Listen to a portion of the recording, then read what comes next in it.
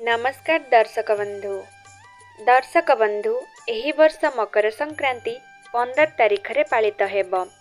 मकर राशि रे सूर्यंकर गोचर हेतु एही दिन को मकर संक्रांति कहा जाए।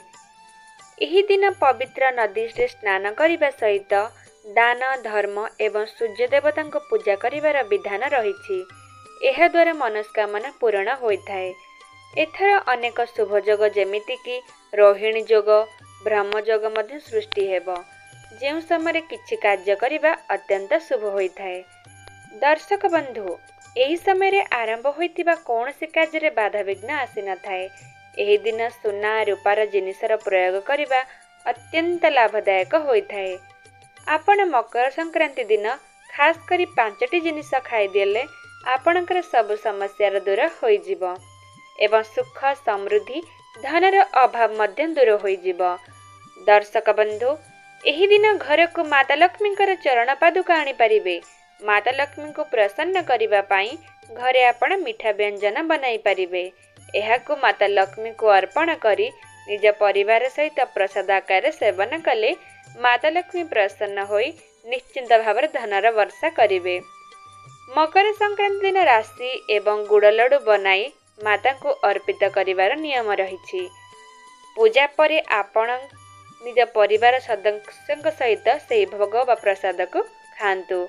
एही दिन राशि गुड़र सेवन सहित दान करिबा द्वारा केबे धनर अभाव हुए नहीं एवं माता लक्ष्मी मध्य प्रसन्न हुअंती।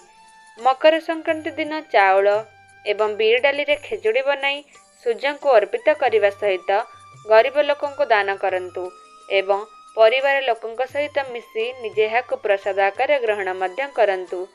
मकर संक्रांति दिन खिचुड़ी खाइले सब मनस्कामना पूर्ण होइथाए। एहा द्वारा शनि दोषरु मध्य मुक्ति मिले।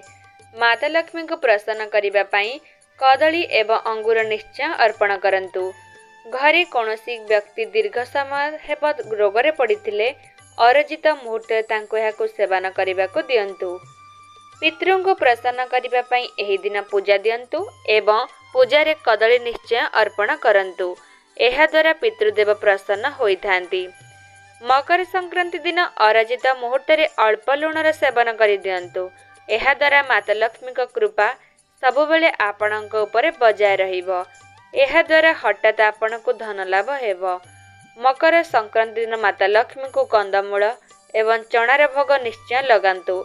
एहा द्वारा घरे धनर अभाव रहे नहीं। एहा द्वारा घर को सुख एवं समृद्धि आसी थाए। एसबु सहित एही दिन चना बेल आदिर सेवन करने जरूरी अटे।